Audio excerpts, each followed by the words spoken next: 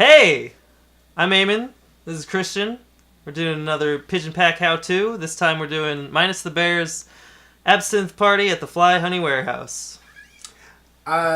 Quick note, this song requires both guitars to be in drop D.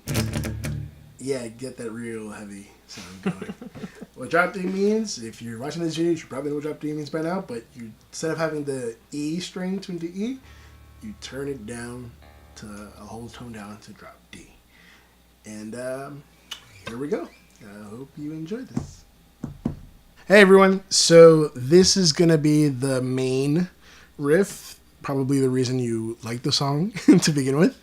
The guitar part is tapping. So if you're not familiar with tapping, it isn't that difficult. It just takes good coordination with both hands, which you need anyway because you're strumming with your right and fingering with your left. But this time you're not just strumming and throwing your hand at the strings. You have to be a little bit more precise with tapping. But this song was the first one I learned how to tap with, so it's not drastically hard. You're not doing like something ridiculous. It's to start off with, you're gonna be using your left hand basically on bass notes of 5, 9, 10, 2. So the open taps on your left hand is really just gonna be open 5. It's gonna be hammer-ons. Open 5, open 9, open 10, open 2. That's what your left hand is doing. And if you have a strong enough grip, you really don't have to pluck once. And you'll be able to pull off and make the sound yourself. So just to demonstrate, it's going to be...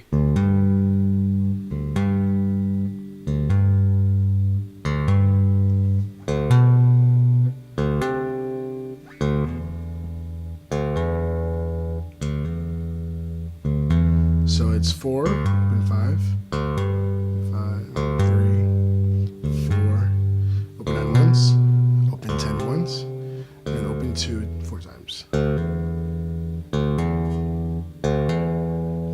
So now the right hand is going to be playing on the D and G strings of on the 12th fret, and it's going to be going. So basically, you're tapping and pulling off a 12-0, basically tap off. What that looks like is you hit the string hard enough with your index finger, probably that's best for me, at the as close as you can to the 12th fret without hitting on it because you get a dead noise. But you tap on it as hard as you can and as accurately as you can, because then you're gonna get some disgusting sound you don't want. And you pull off. Oh, I did it wrong too. You pull off to make the ringing of like an open string as well. So that gets played every time after the left hand does its thing. So what that looks like is...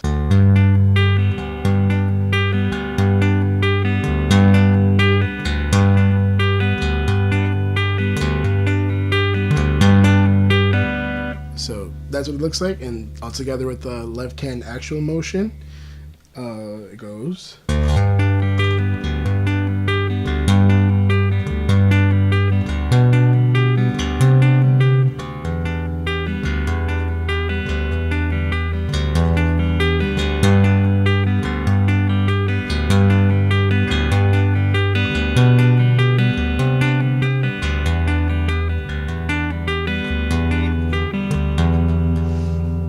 So I played it through after what would be like the 10th time in the actual song.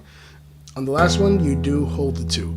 But as you saw, it alternates with the left hand's open string hammer to the right hand's double tap. So each time it's open hammer, double tap, open hammer, double tap. That's the way you want to think about it alternating. So that would be part 1. Does that sound right to you? That's part 1. Okay, so now that you've learned the first part, the intro of the tapping part, which is Dave Knudson's duty, I guess, in the band, in the song, it's very important that you got the tapping down, because you will need to coordinate a little bit more accurately between both hands. You could probably get away with a slip up in the intro, because it's 2 notes per hand, and you can just find yourself, if you're counting the beats. But for this part, you will alternate a lot quicker because it's going to be basically a note per hand. Describing it to you is going to be harder than actually playing it for you in a sense.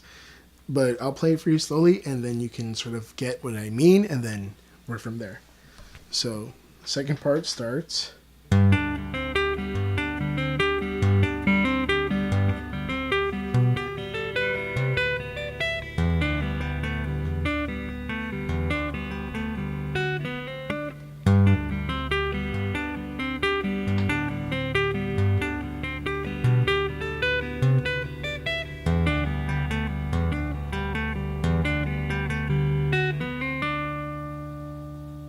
So for the second part, the left hand is still hitting the same bass notes, which is good with that consistency. That you're still gonna be on the 5, 9, 12, and second fret with yeah.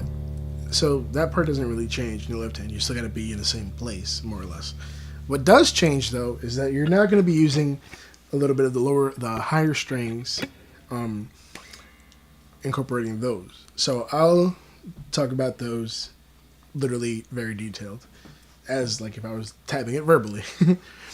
So it does start with the 12 on the D and G, where we've been from the intro, and it starts off with 5 on the drop D, which is the E string. I will keep it in continuity. 5 on the E, 12 on the D, 5 on the G, 12 on the G, and that's how it alternates: left, right, left, right. Just to the beginning, and you're also still pulling off on the 12 fret notes. So you're not just, you don't want dead note and come off quietly. You have to pull off, which gives the sound.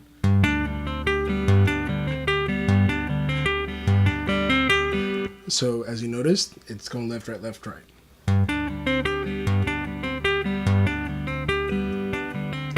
After the last time, you're coming up to the 9 on the E string again, and this is where it gets tricky on your hands down here. This becomes 9 E, 12 G, 10 B, 12 B. This part, it looks like this.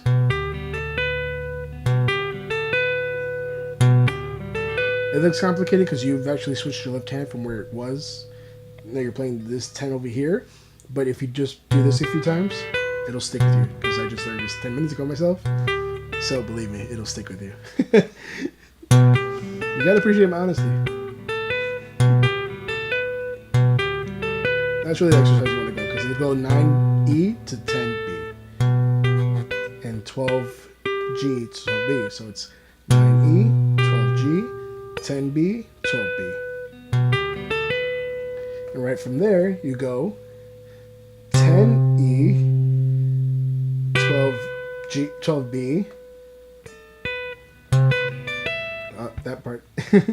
From there you go 10E, 12B, 10 high E, 12 high E. So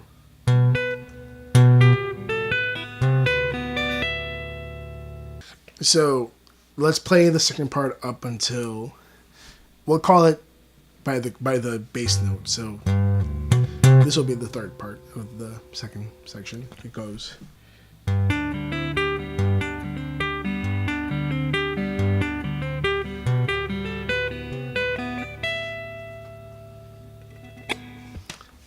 So with the tabs and playing it slowly, you'll get there. It looks a little more intimidating than it actually is. Trust me, this was the first song I learned tapping. I was very dedicated to it, which you have to be, and it'll get you to this part. Now, the fourth chord of what would be this section is a little bit more, it looks scary because you're moving around here, but now your right hand is no longer over the 12th fret, really, and you come over to the 7th fret in this section. So the last chord in itself looks like...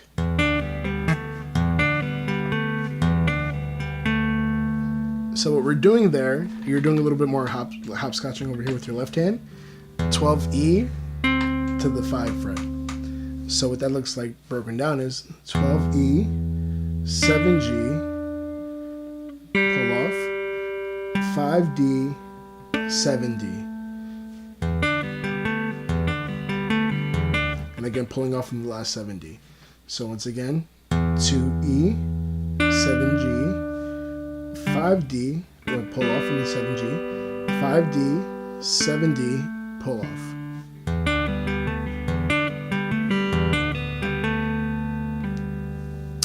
So once again, from the first chord of the second section, as we'll call it.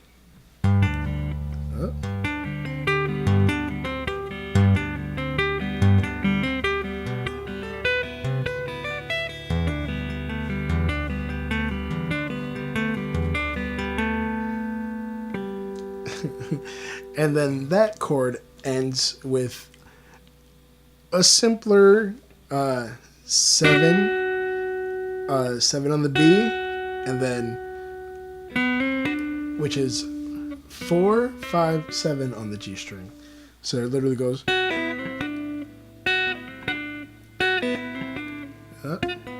And the way that works with the last chord is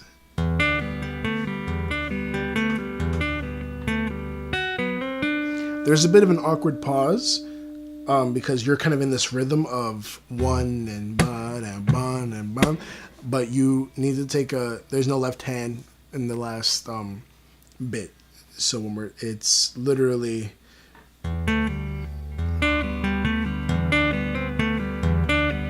pause, however you prefer. You can do with your right index 7B, and then 4, 5G, 7G. However you feel most comfortable for you, it's really not that big a deal. So all together, second section.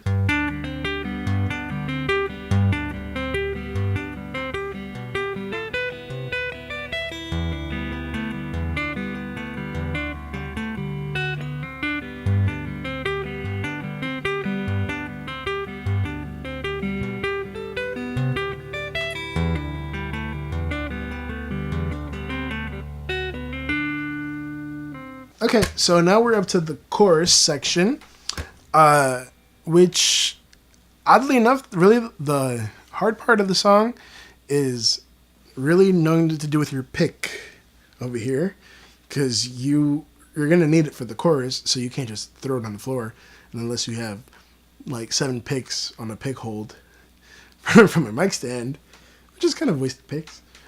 You really should ditch it sort of in between how I like to do with your middle and right finger in your right hand. It's really easy for me to, like, I've learned how to go from playing in order to just like pushing it under here and hiding it to go back into tapping with my right finger. So it goes, and then if I need it, I just bring it back out and voila. It's a bit of a skill. Just practice it, ditching it easily to get back to where you have to pick to tap. It's really a specific skill for this genre of music, I suppose. So how it leads from the last part where we were is, and then you bring it out and it goes, play it through.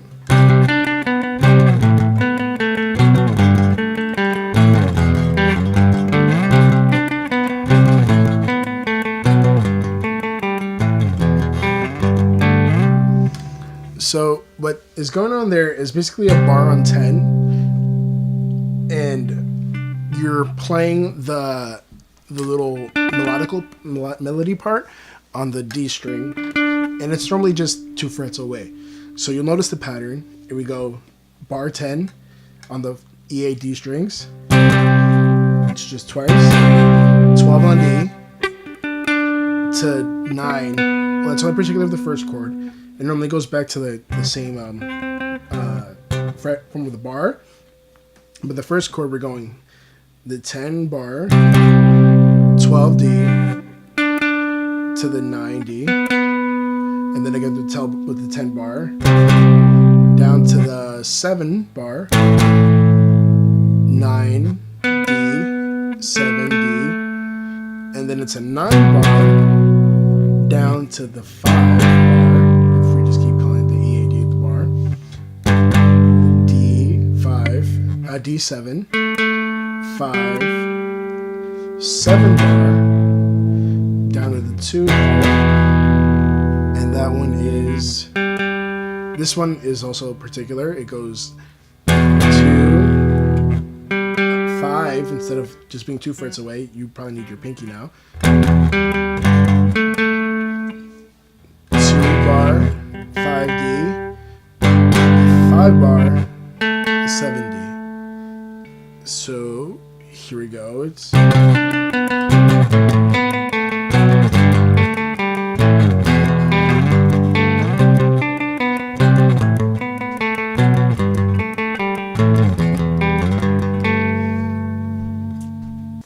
so after the chorus, there is the post-chorus section, which is a little instrumental break, I guess, before everyone gets back into the swing of the song.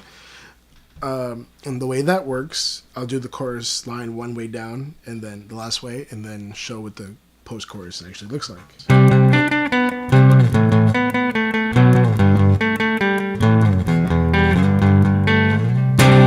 So we're at this chord, which I believe is a C. Sorry. But in drop D, it's on the 10th fret, and you're barring E, A, and then you're playing 12 on the D string. That's the first strum of the post-chorus is 1, 2, 3, 4, and then you go directly down to the 2nd fret to bar that one. In the two quick strums. And what's going to be tricky is your pinky, because you will never have to use your pinky as much as you need to ever again. It's just this 1 millisecond part. And I'll play it once. So what's going on with the pinky portion after the 2 down strums on the bar 2, you're stretching your pinky to the 5 of D, and you're sliding it to 9, sliding back to 7, and pulling off. This is probably like the trickier part, mostly if you don't have like great control of your pinky, because it's as accurate, you're not really using it as much as the other fingers, I guess, in the song. So what actually goes happen here is, so it's 5, slide to 9, 7, pull off, and 7 on the G string. So the chorus and post-chorus all together goes like this.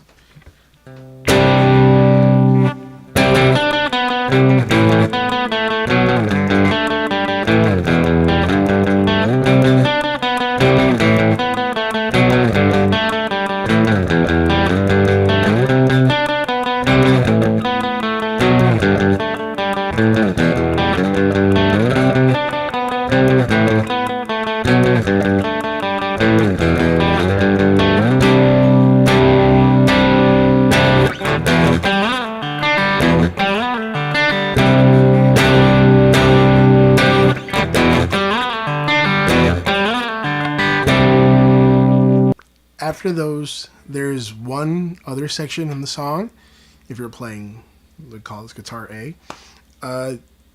that really just involves the very last thing you do during the verse progression, which is the right after the pause, the awkward pause that we, after a rhythm, that's the 9B, 4, 5, and 7 on the G.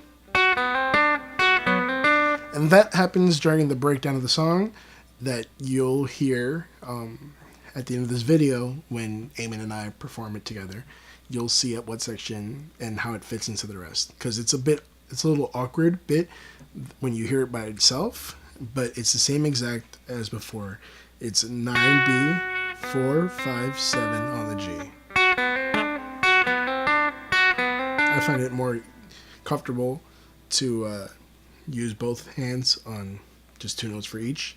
That's just the way I do it. You can do however you feel more comfortable with your left hand.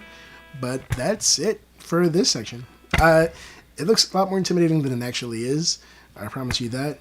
Once you learn it, you look pretty cool going up and down the guitar tapping. It's really high reward, low risk.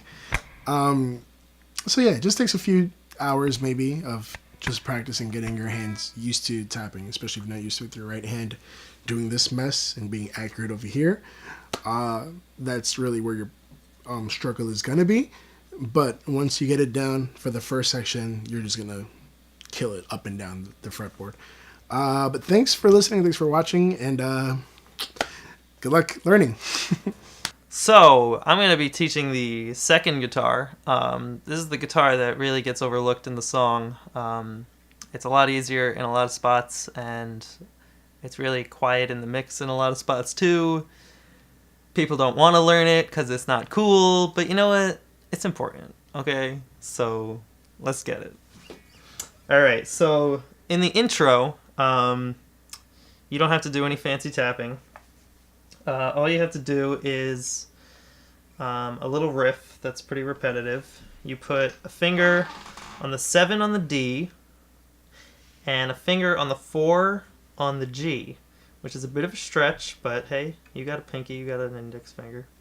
And you just start with those two, and you go back and forth on them in a certain rhythm.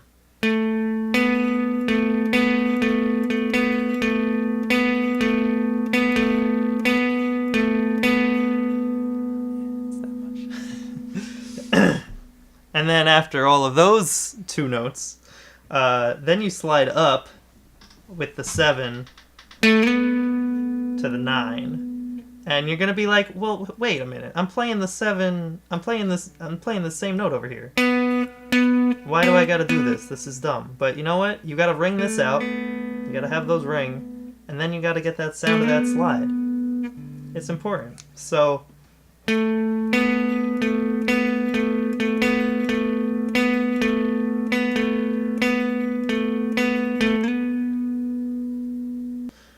we've added our 7 and 9 on the D. That slide up. Now we're going to add the 7 and 9 on the G. So I'm going to start from the slide up part, and you'll see that it's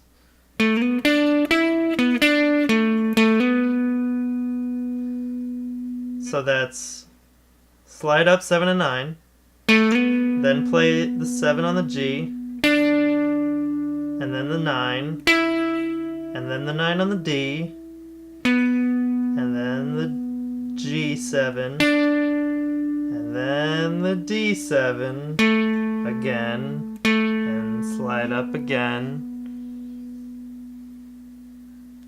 And then you play the 9 on the D and the 7 on the G together in this rhythm. So I'm going to play the entire part very slowly.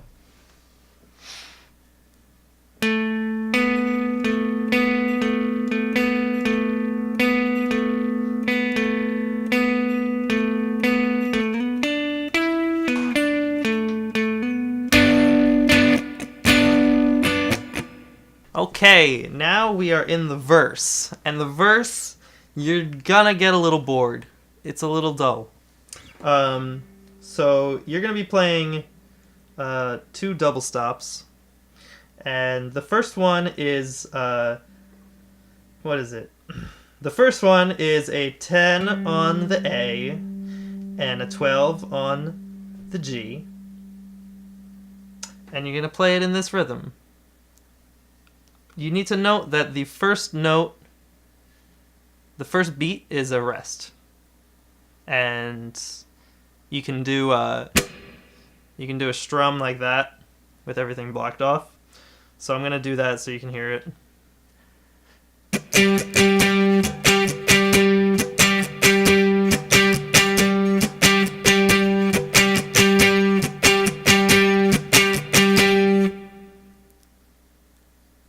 Then you're going to slide up to 12 and 14 on the same strings and do the exact same rhythm.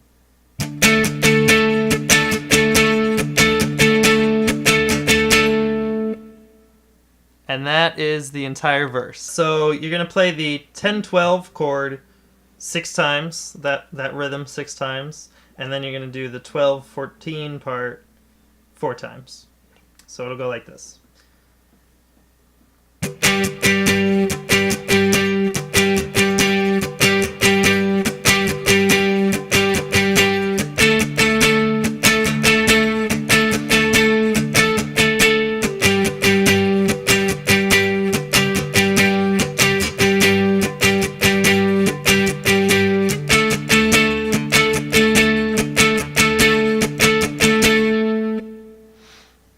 that's the entire verse.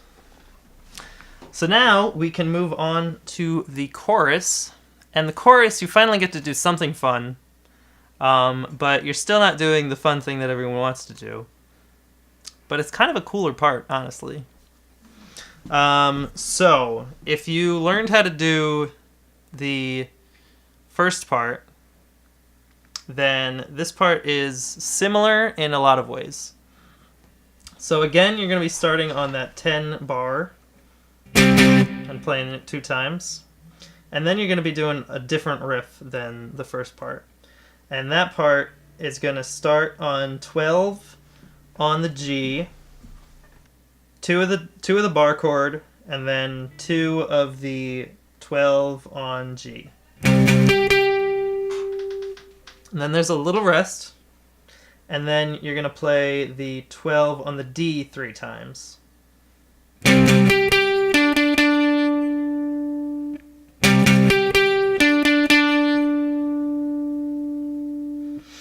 And then you go down to the 9 on the D string, and then play the 12 again, and then slide the 12 up to the 14. So adding that into the equation. And then you just add a 12 on the G at the end.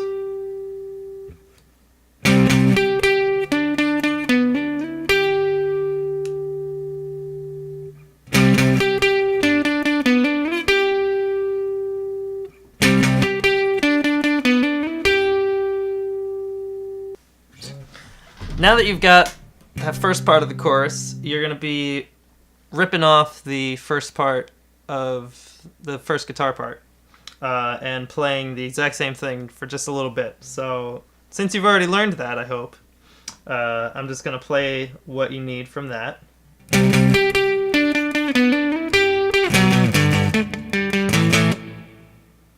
You remember all that? After you play the 7 bar, instead of going down to the 2, don't do that. Just wait it out for a little bit. Just hang out. Feel good about yourself. Then you're going to play 7 on the G, 5 on the D, 7 on the D, and then 3 5s on the D.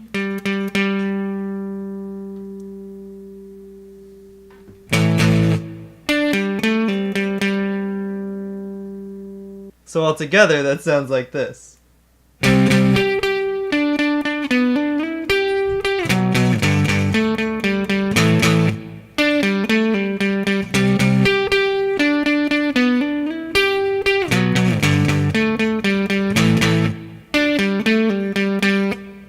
And that's the whole chorus.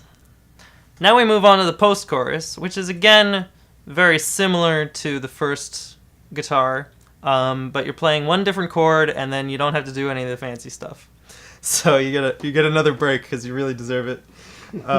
So the first chord that we're gonna play is a bit of a strange chord. We're gonna do 3 on the A, 2 on the D, and then a 3 on the B. So you just play that. And then you do the same thing as the other part. You play the 2 bar, but then you just hang out. Just like that. So you go.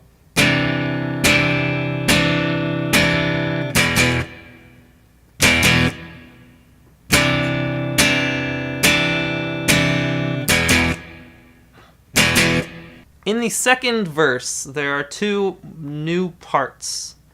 The first part is there's no guitars at all. There's just a singing of. So, you could just sit there and look at people, or you could just sing the part.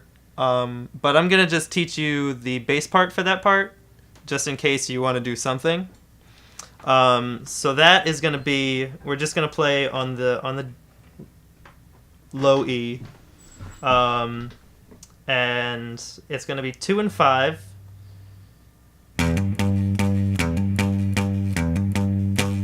Like that.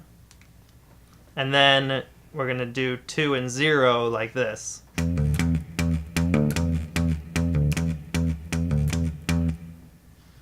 So you put that together.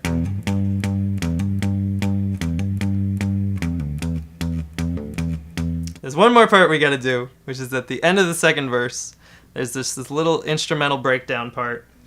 And what we're going to do is there's an awkward break, there's an awkward rest, and then we're going to play a chord here. 9 on the D, 7 on the G. And we're going to have to do hammer-on / slide. So you're going to slide up on the D string to the 10th fret. And you can just practice single strings here. You can do what we're going to do is 9 10 9. So you can just practice that slide.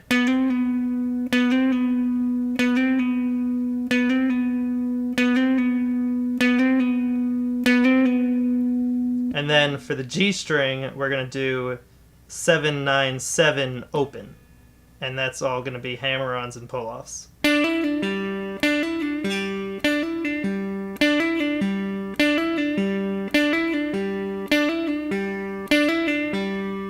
Now the issue is going to be when we put it together, we got to do 2 things at once. So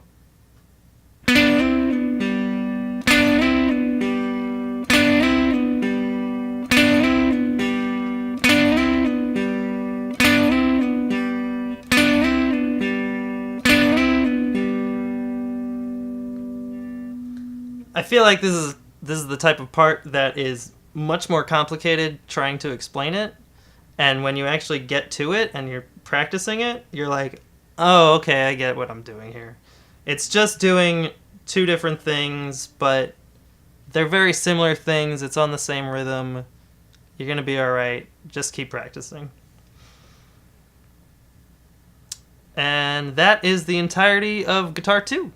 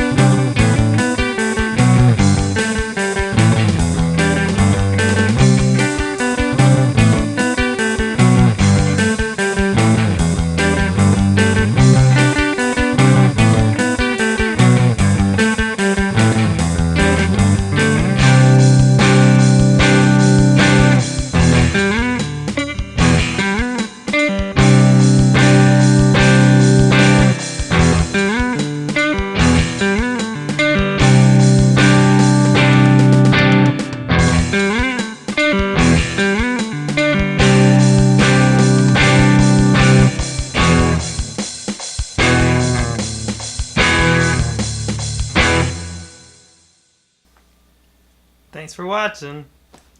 Thank you. Like, subscribe, share. Tell all your friends about us, please. We trying to be famous.